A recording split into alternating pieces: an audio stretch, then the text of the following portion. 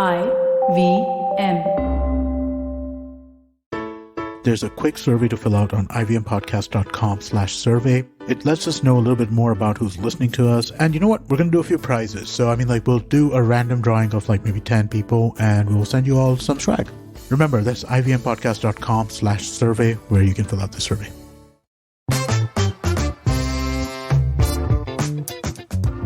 Welcome to Think Fast, where I sound exhausted because I have spent 5 hours in Kidzania, surrounded by brands making kids believe they're adults. Super interesting though. It's like a social experiment I saw happening. I'm like, wow, this is how the world is. How is your day been, Suchita? Dude, I would be downing whiskey if I was stuck with children for 5 hours. I just downed a shot of espresso while you were saying that, but that enough. Too in Kidzania of all places. No, but my day's been interesting. As usual on Saturdays, I end up catching up with a lot of work. And I also went to the H&M store, the H&M home decor store. More home decor, guys, more home decor. By the way, I don't think I mentioned this, but Marks & Spencer's launched home, as is H&M. And I think I'm hoping Zara also brings their sort of thingamajig to the mix, but the home continues to grow and, pulo phalo. In the spirit of digressing a little bit, have you been to a Zara home store? I always found it to be very, whenever I visited a Zara home store. No, I have never visited. It is, bro, too much bling. It is like Jhakas. Zara home store? There is no Zara home store is the in word. India? And I've been to a couple of them internationally. Acha, oh, and every time I walk in, I'm like, this is like Jajak. Like shiny How as interesting. F. Because if you look at Zara Home's YouTube, it's very muted Spanish, terracotta and I only saw wood shiny and shit. grays. Oh God. Unless I went to some Beauty random... lies in the eye of the beholder. Beauty lies in the eye of the beholder. Maybe I went to Zara Home instead of Zara Home. Sounds like you. But in any case, before we shoot ourselves because of Varun's poor jokes, thanks to spending 5 hours with little toddlers, let us continue. A couple of highlights from this week, man. And D2C furniture startup Wooden Street has secured $30 million in investment to add new categories. So as I predicted, home is only growing and it's actually a pretty good brand. I've seen it recommended on our platform a bunch of times, but they have obviously struck gold over here. Apparently Oyo, Droom and Snapdeal are all pushing their IPOs out to next year, which is generally a good idea given the bloodbath that's happened, especially over the past couple of weeks on tech stocks. How could we not start this conversation with the biggest news of this week, which is Shit poster one. Or did he win? Oh my God, dude. Or has he really lost find it? Out. Dude, Elon Musk has, ladies and gents, in case you're very confused, Elon Musk has finally bought Twitter only for 2 rupees. That's not accurate, for $44 billion with a B. And obviously he, secured this funding not only through his own sort of Tesla stock thingamajig, whatever it's called. I think he also got Morgan Stanley involved, if I'm not mistaken. But man has secured the money and man has bought Twitter. And Twitter is already... But he bought it against his Tesla stock. Correct. He got it against his Tesla stock, which went down after this news came out, because it's obviously he's stretched, right? The more he gets stretched, is he really going to focus as hard over there is the question which stockholders must have had.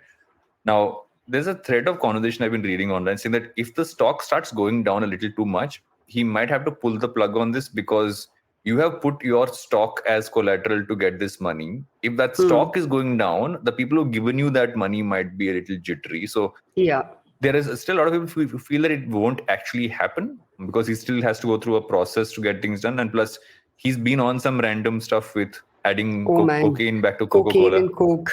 Jesus. No, but man has chored, man has chored, and he's flexing as one does when you're sitting on that much of, money in stock or otherwise. By the way, it's been a good quarter for Pinterest, which is one of my favorite quote unquote social media companies. They've seen a strong growth on ad spending. Of course, we're going to be talking about the ONDC story with Nandan Nilekani, who has struck back with yet another interesting turnaround, after Aadhaar and UPI. How could we forget UPI? I have a question for you. Since you mentioned Pinterest, Pinterest is also scaling a lot in India, right? I mean, how have you seen that? Yeah. I mean, generally? Yeah, so Pinterest, I think we discussed this in the first or the second episode. They had Virat Kohli of all people as an ambassador, which was very random and stupid. No, but we are on Pinterest, like LBB is on Pinterest, and we've actually been growing at a fairly good clip month on month in terms of views. So I'm assuming they're doing whatever they need to do to, really pump audiences up. And they're also going to have a focus on small to mid-sized businesses in India, because that's also how they monetize in the US and their other markets. So Pinterest, I am obsessed with the platform. I am so glad they've kept it simple and not digressed.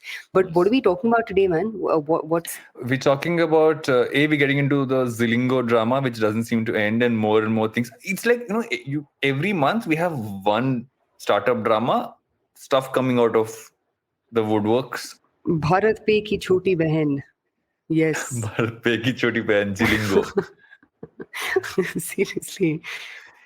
Kidhar go, Zilingo. Anyway, never mind. I will move quickly ahead from that. Really bad. Even I'm like, I can't believe I made that, whatever that was. It wasn't a joke, but you're talking about what's happening with Zilingo. Then I'm going to get into the whole, what is Nandan Nilekani really building up towards?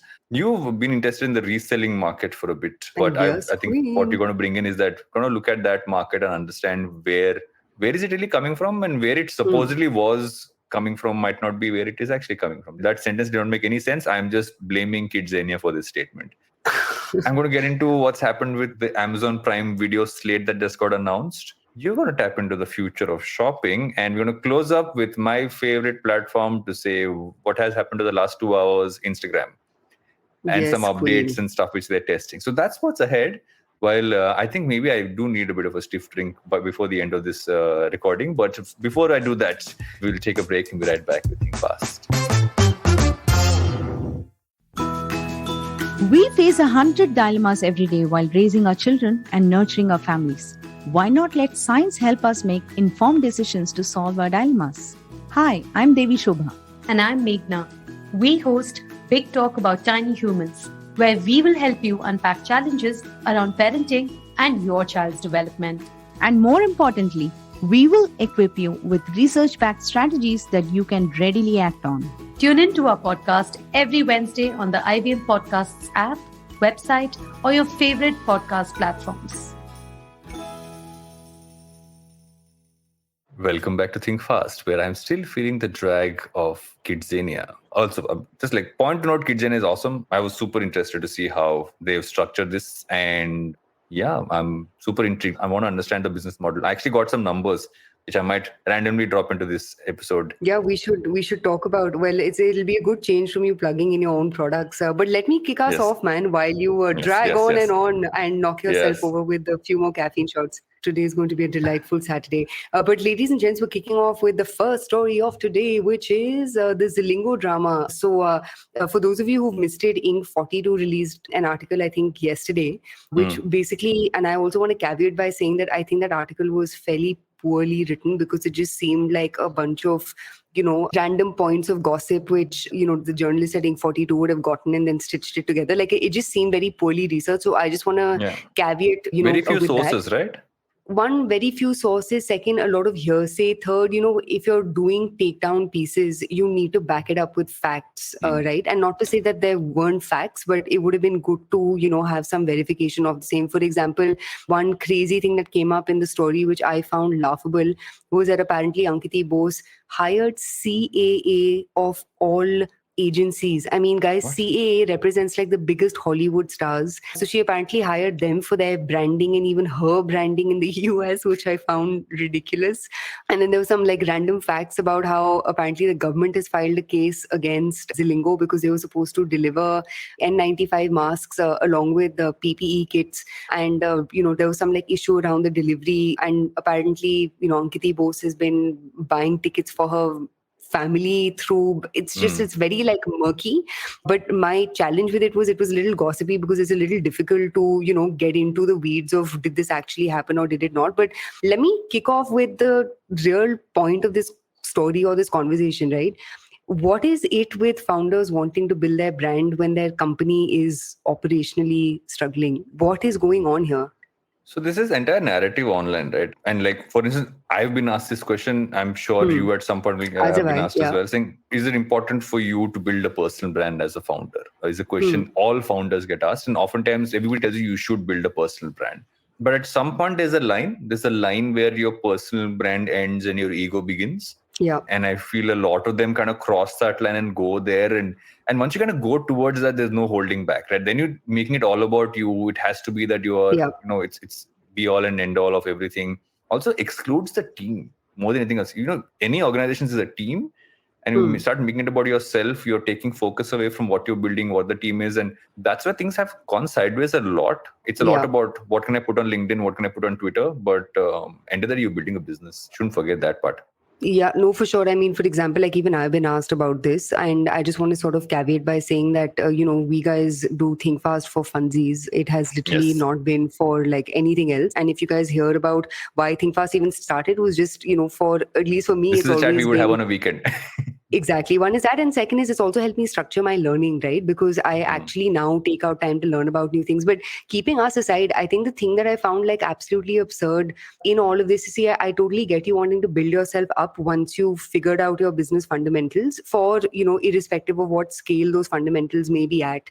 But I think the thing that I found really surprising over here is, dude, she was out there publicly, out in the open, up until literally 2-3 odd months ago when this story started breaking. And having stories like this break, when you've got the likes of all of your B2C businesses shutting down. So as per this article, Zilingo tried launching their B2C business in the US and their B2C business in Australia.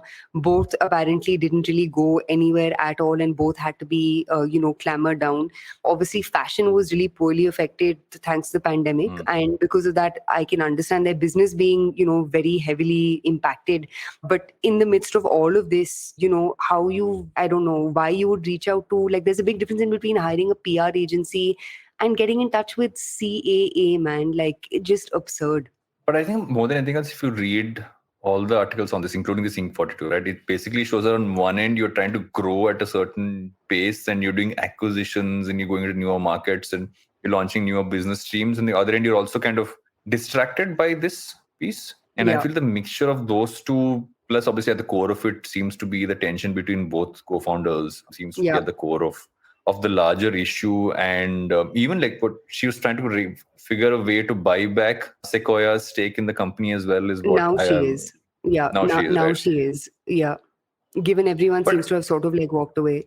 But if you look at it, it's not really as different from what's happened with BharatPe in the sense that it's just, again, something that, you have a public display of, basically it's a public quarrel of sorts happening, but end of the day, affects the company, affects employees, also affects the way you look at corporate governance. Yeah, they're already down to 500 from 900 from an employee perspective. I think the one thing that I want to, sort of call out to over here is, and yesterday when I was reading this, I was so conflicted because she's actually quite young, if I'm not mistaken. I think she's 30, 31. And coming out of something like this is not going to be very, very, very easy, especially if, your claim to fame is that you used to work at Sequoia and then, you have business failures is one thing. But, scenarios like this is a whole other sort of beast unto itself. So I don't know, you just feel really bad for the person to have put themselves in a place where all of this is just sort of coming out. And again, like I said, maybe half of this article is fiction and the other is fact, but I don't know, man, what a waste. I think the core of it also goes down to one thing, right? I think there's on one end, hyper growth focus, showcasing yourself a certain way helps you in fundraising. A lot of the personal branding conversation comes with saying if investors know who you are because your personal brand stands out, the chance of you raising also become a little better is what you kind of hear out there. Which is totally true. Yeah. Yeah. But do you think profitability and fundraising can go together? I don't know, man. I think this happens every 2 years, right? Where suddenly in the startup ecosystem, there's this whole call to profitability and call for unit economics and call for governance and all that other rubbish.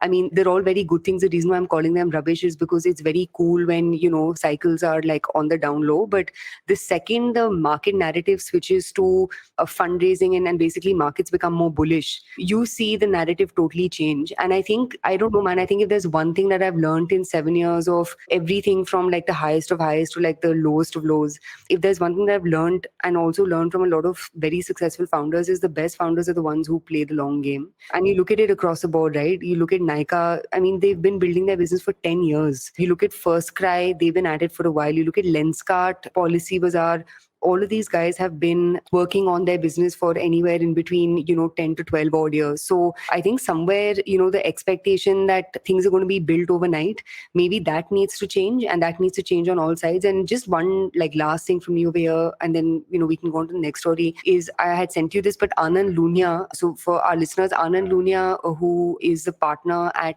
India Quotient, he co-runs India Quotient, he wrote this excellent article in Money Control over how, ownership of disasters like this, whether it's, whatever is happening at Zilingo or whatever happened at BharatPe, the ownership lies with everyone involved. It lies with the investors, it lies with the founders.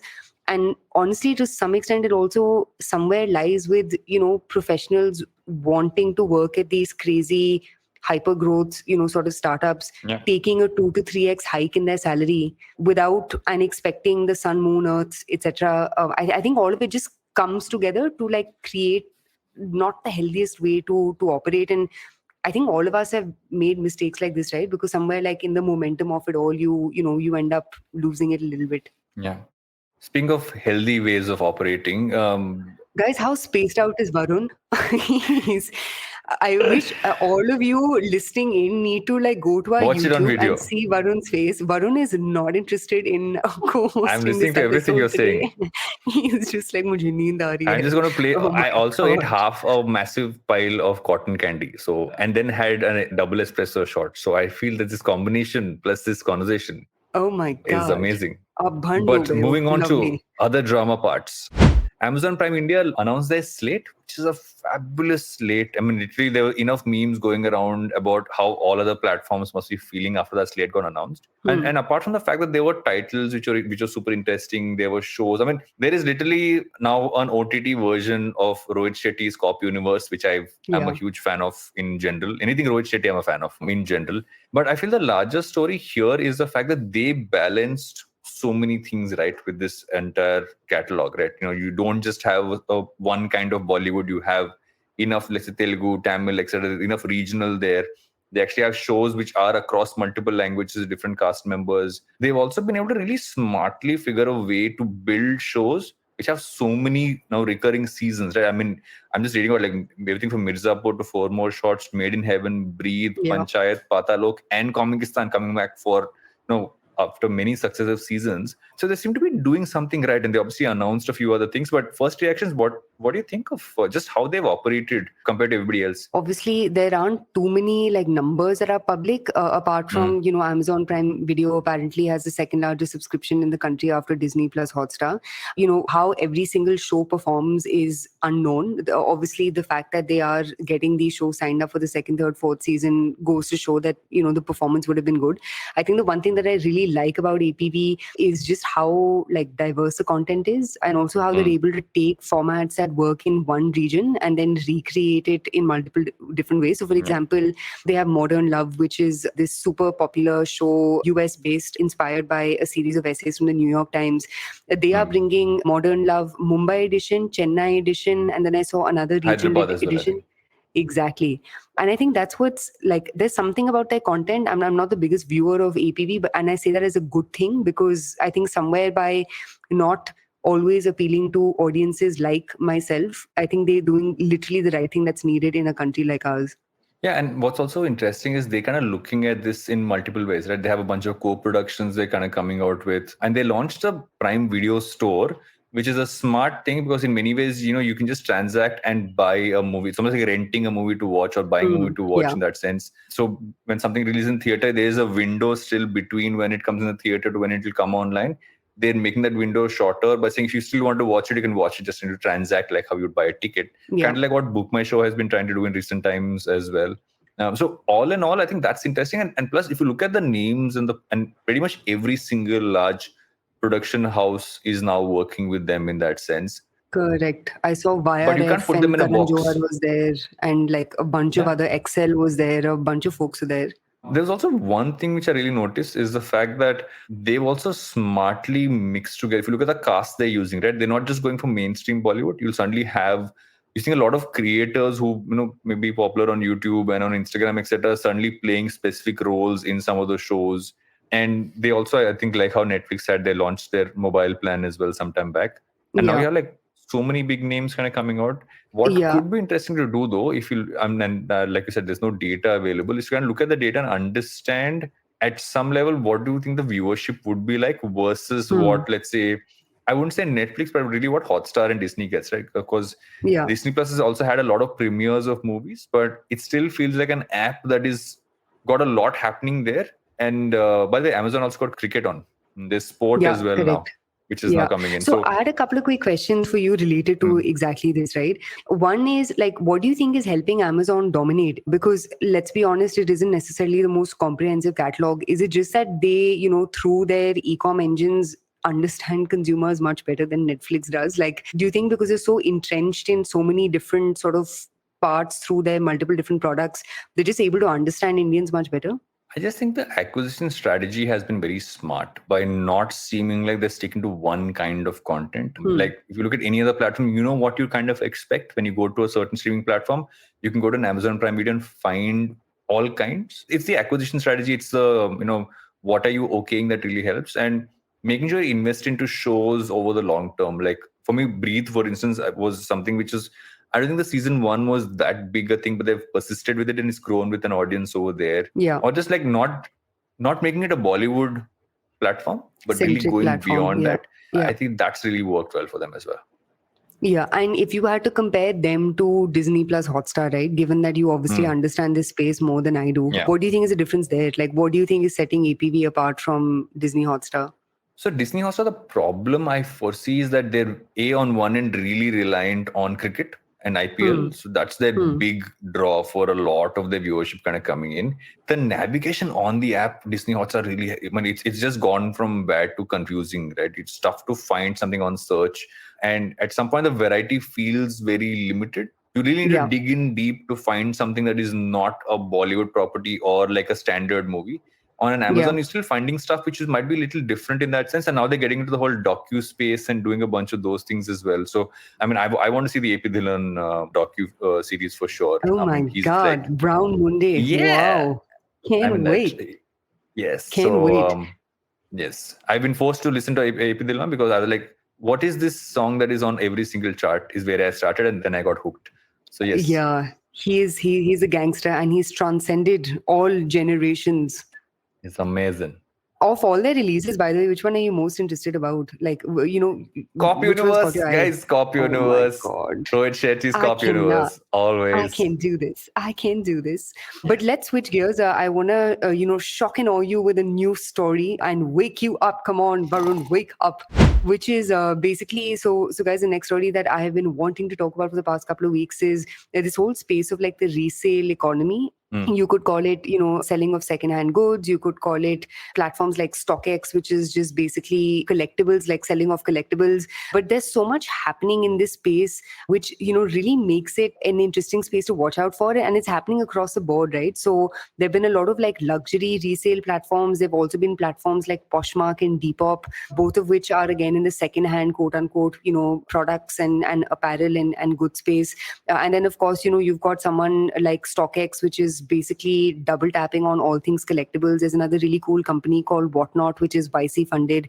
They also are in the space of collectibles, right? So you can buy those, what are those things called, Tazos, or those Pokemon cards and like, random shit like that. You can buy it, on Whatnot. They literally sell what the name suggests, which is a little bit of anything and everything.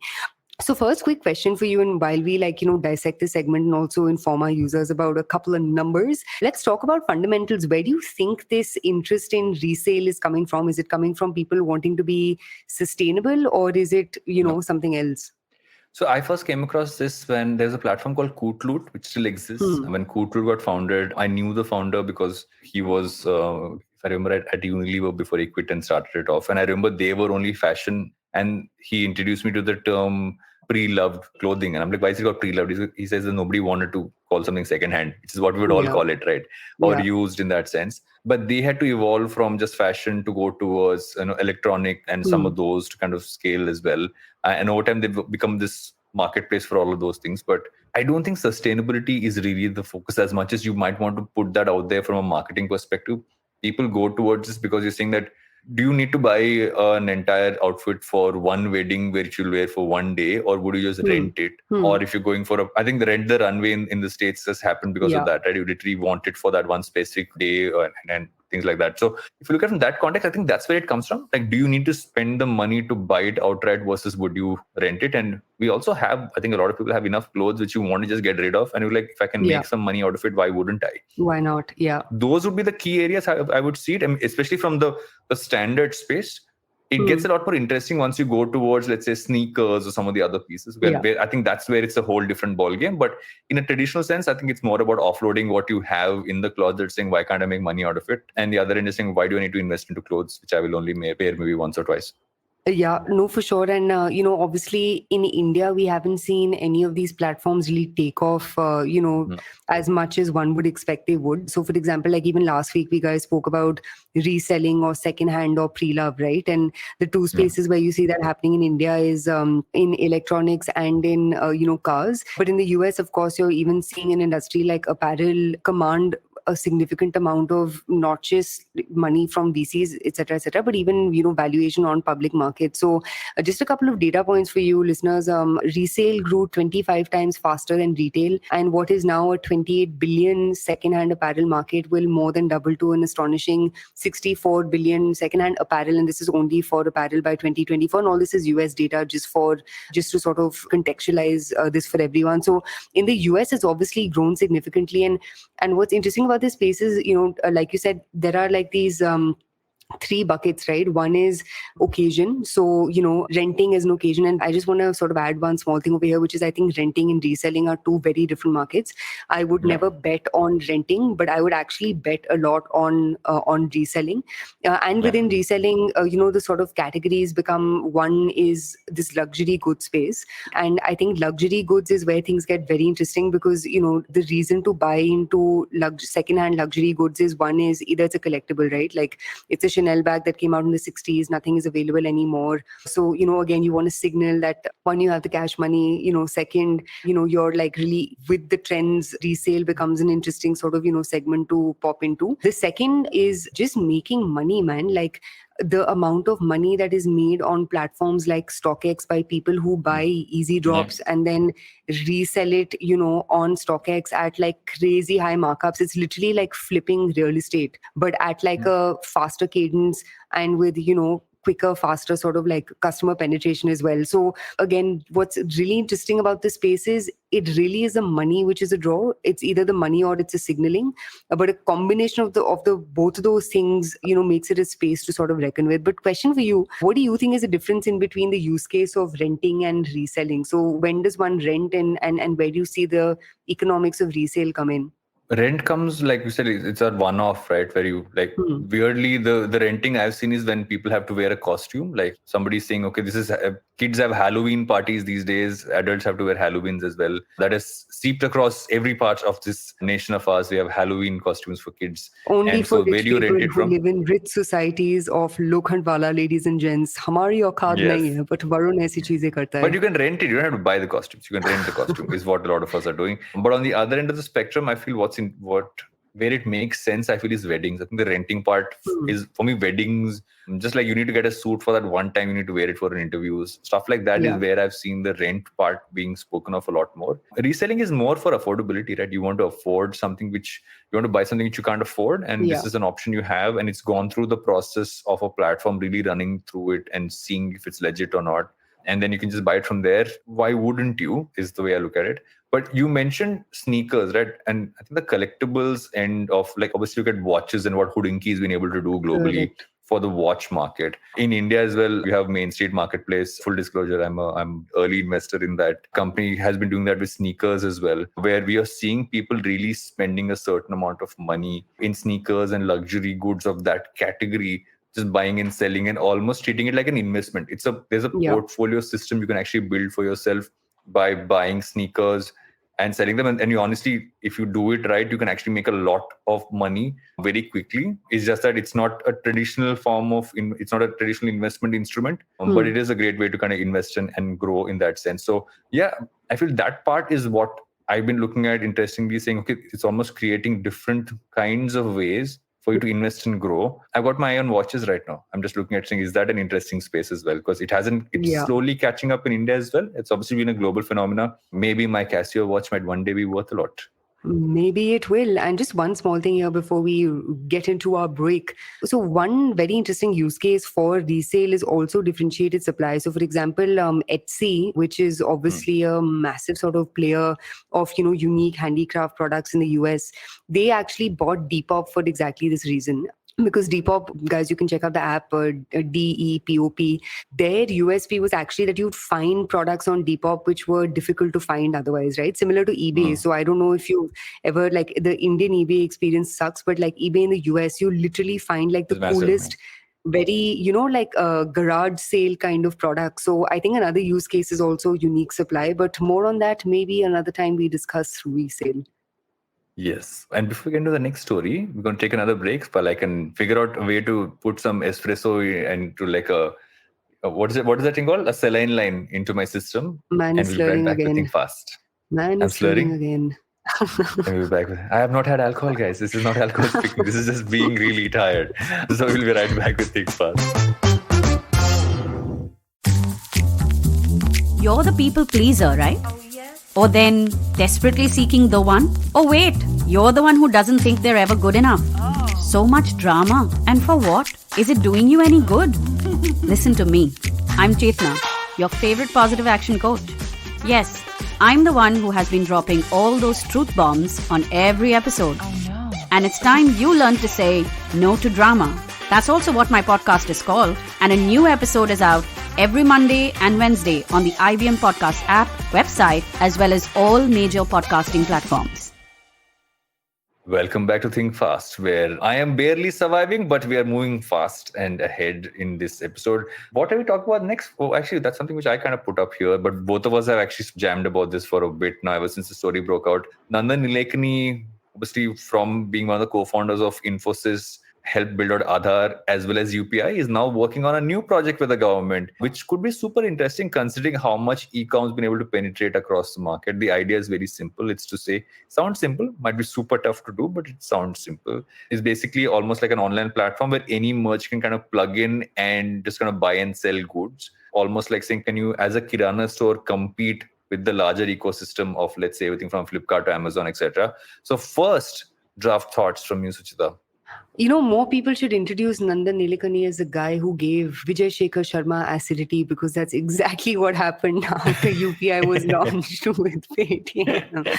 But, keeping that aside, I don't know, man. I see, obviously, they haven't unveiled any product just yet. From a thesis perspective, it's fairly sound.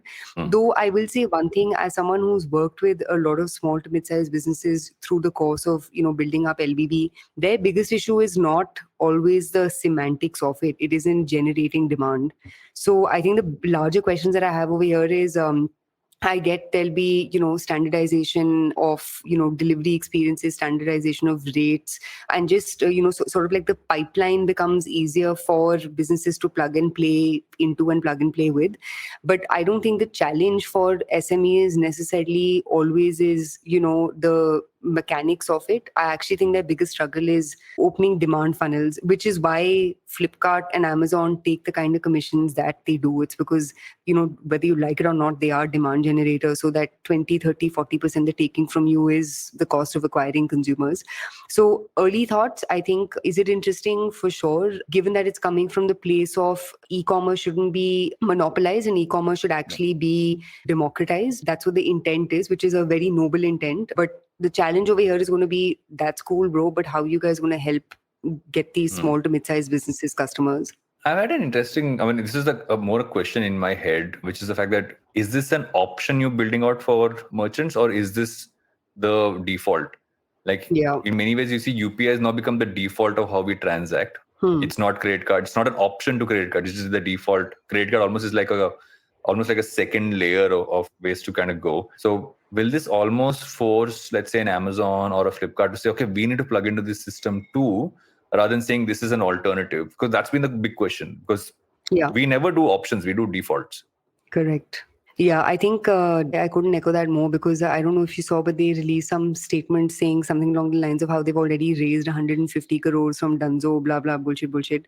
To which I was literally going to comment saying, did you raise this money or was this a participation fee? Because it sounds like the latter. Also, unfortunately, this government is a little notorious for like arm twisting people to getting things done, as we saw happen with the Aadhaar, even though we all had PAN cards. But also, I feel what's happening on the other end is that, because you mentioned Dunzo, is that if you look at Dunzo and everybody else, they're kind of gotten into this whole system of moving towards Dunzo Daily and, quick commerce. And suddenly they were supposed to kind of bring in this way for Kirana stores to kind of be able to give stuff. And obviously you've spoken about this in the past episodes about how that model doesn't really work from a scalability and a profitability standpoint. Could this be the fact that, you're almost turning to Kirana stores and small merchants saying, don't go for the private players. This is state mandated. It's not for profit. So this will make more sense for you to do than to go after someone who's kind of building a solution for you in the private sector.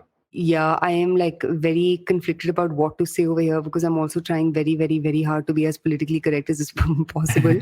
But, I think the way I'll phrase it is, at the end of the day, consumers will always choose the more efficient option. So, for example, like that UPI is able to have the impact that it has is because it's a pretty freaking efficient option, right? Aadhaar, obviously, none of us had an option but to, sign up for it. But for all practical purposes, the implementation of Aadhaar, even vis-a-vis tracking of vaccinations, this, that, and the other it's been interesting to see how that's, played out. I think the larger question that ONDC will have to address as it grows and scales, is, will consumers pick this option? Because markets go basis what consumers want. And I know right now they're building it for the business, like they're building it as like a B2B tool. But at the end of the day, for the business to gain something from it, consumers need to buy into the proposition as well. So again, mixed thoughts about this. That said, I think Nandan Nilekani is a gangster. I think, I agree. Everything that he's built has just been phenomenal, and that he's also brought so much technology into just how we operate is a pretty kick-ass. So I'm excited to see, where this goes, as long as we don't have to pay a participation fee. Think of where it kind of goes. I'm slurring again. I'm slurring again, guys. I'm slurring again. Speaking of where things are really going, you had to kind of dig into the future of shopping.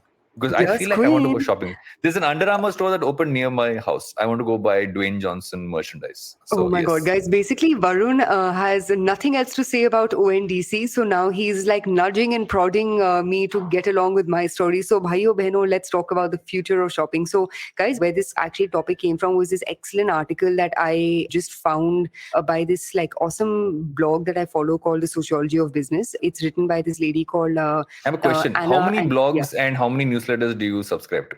I think closer. Trick question. 15-ish. Oh, that's not bad. I assumed it'd be like some 30-40 types, considering. No. I'm very, I also clean stuff out. So I'm very good at like Medicondoing my inbox. Oh, I don't do that. Yeah. I might have more. Anyway, my digression aside, continue, please. Yes. So basically, there's this excellent article by Anna Angelic who basically spoke about how, for those of you who missed it, but there's this, quick checkout platform called Fast, which actually shut down, I think, last week after raising some $200 million. And now their competitor Bolt, again, in the, quick checkout space, which blew up like about 2-3 odd years ago. They apparently are getting sued by one of their biggest clients for $150 million. Bolt is also Sequoia funded. Their founders are a little like wacko Jacko on Twitter, but whatever. And really where this article came from was, everyone sort of said that the future of shopping online is going to be faster, cheaper, more efficient. But what's interesting is anyone who said the future of shopping is faster, cheaper, more efficient, those businesses haven't necessarily gone anywhere. So the question that she begs from, folks who are like reading the article, obviously, is where can the future of shopping go? So let me ask you this, man, Varun. Everyone thought Instagram would be the Amazon killer. TikTok would be the Amazon killer. Amazon isn't just surviving, it's thriving. But where do you see the future of shopping going? And is it just going to be Amazon versus, a bunch of niche players? What do you think is happening here? Interestingly, right before this recording, I read the story that Amazon has shown its first loss in since 2012 in their quarterly earnings, which is like, I'm like, oh, something's happening there. But I agree. ऐसे भी होता है, मतलब चलता है, कभी कभी loss भी बनाना पड़ता है प्रॉफिट बनाने के लिए, इसलिए उसको बाजीगर कहते हैं. Oh my God. I can't do this. That job for this segment is done. Oh my God. I think Amazon's always also built it in a smarter, more robust way. That maybe are we trying to find solutions in spaces we don't necessarily need that solution? That's what my thought has been. Do you need to merge these spaces so much? Do you need to go so minute? If you look at some of these pieces that have really fallen through, maybe they weren't solutions we needed after all. That's how I've always seen it. And look at some business models, I'm like, it sounds very interesting, but do we need this? Is often my question. And that's what I thought when I looked at that the Bolt story, where I'm like, okay, that doesn't make any sense what they were building out, at least to me. Did it make sense to you? I mean, irrespective of whether it made sense or not, it's like you said, it's one of those where you're making a part of the value chain efficient, which is already efficient enough, right? So what are the other parts of the value chain where efficiency is actually needed? And I think there's so many people, and even if you look at the Indian context, I remember, in 2019, there was this whole excitement around video commerce because, tier 2, tier 3 women don't shop on the internet. And if we do live commerce, if we show them products live, then they will shop. And there were two companies that were launched, SimSim and Bulbul. Both of them had to, sort of pivot. Bulbul, I think, is in talks to get acquired by MyGlam, apparently, and SimSim was acquired by YouTube. And of course, from whatever I know, both of them have sort of, changed their business model to not be like Naptol, but get into more the, tooling, etc. space. There are 2-3 other companies that have struck some gold. One has been this company called Dealshare, another one WMall, and obviously Meesho is your, single sort of flag bearer of all things social commerce through their reseller play. But if you look at India, like, Amazon and Flipkart, both of them continue to sort of eat the lion's share of the, e-com pie. And no matter what other folks have tried, no one's really been able to make a dent. And I think, when you sort of flip the switch and you look at a country like China, for instance, there are a lot of really cool products that have come up over there. There's an app called Pinduoduo, PDD, which Dealshare is kind of modeled off of. And they do a lot of community buying, right? So if Varun and Suchita are buying, like a Sabzi as a community, then the price of it goes down. It's actually this really fun, like stock market-ish, type experience. China also has iQIYI, which is their version of their YouTube, where, that lipstick king guy who we spoke about, who sold $12.5 million or some absurd GMV of lipstick, all of them end up using platforms like this. So I think the thing that's interesting over here is, in the US, in fact, of all the countries that you would expect would have an app that would be a shopping, that would really create that, experience of serendipity that happens in a mall, that, that experience of like stumbling upon something that you didn't know existed. None of them have really been able to recreate that. So if I had to sort of, like throw coffee on your face and wake you up a little bit and ask you, what's the category that you think the experience of shopping can really be recreated in, what would you say? I feel the one part which hasn't happened as well, which I've always been interested in, is the fact that how do you kind of connect physical retail to digital? That seamlessness, while there have been experiments, hasn't happened. I think that's the solution. A lot of these are very minute. Like I was reading about Bolt, and they literally were a crypto payment startup which pivoted to being a checkout starter. Like, so they're a feature, they're not necessarily a product. Yeah. And obviously platforms like Shopify, etc., kind of came and kind of ate a bunch of that pie, and they just tried to scale growth. But instead of trying to really scale up and build features, very specific ones in the e-commerce side of things, I feel the larger play might actually be saying, how can I kind of bring these worlds together? I feel, because look at it, e-com is still a very small part of retail. If you're trying to solve for shopping, you're forgetting that there is an entire physical part, which is the biggest chunk of them all. You're not making that seamless. And once you make that seamless, that's where I would say the focus should be. Yeah. Last story, and then you can go to sleep. Yes, my last story for today is my favorite app, which I spend a lot of time on when I make reels, when I scroll through, and I don't know why I have an accent because everyone on Instagram doesn't talk in an accent. But anyway, so Adam Mosseri is one of the most likable CEOs around, I feel, because if you follow him on Instagram, he genuinely seems like a nice guy who does these AMAs every week, talks about the problems the platform has very openly, shares videos of his kids, and the fact that his setup at home is literally like setup which I have, which like put a bunch of books under a laptop to make sure that the camera is high enough for you to be able to show your face. But more than that, he talks about the features they're building in very often. He announced a few things I think are interesting. It also kind of adds up to how this can really help not just creators but professionals on the platform.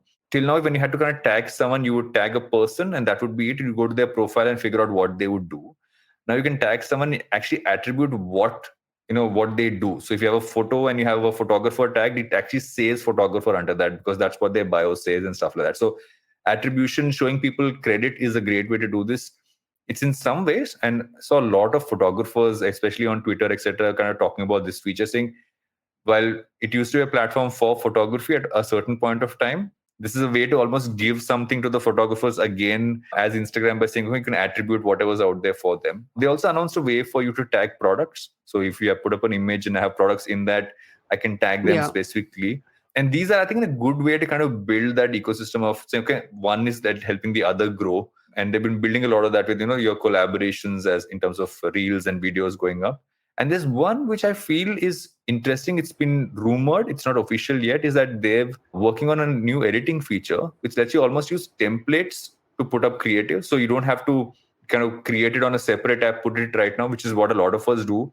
So you end up finding an editing app and you edit over there and put it up on Instagram. They're building a lot of that into the app as well. So it seems to be interesting moves kind of going ahead. But first thoughts, considering, are you a reeler yet, Suchita? Have you made you a reeler? I am not a reeler. I am not. Let's make you a reeler.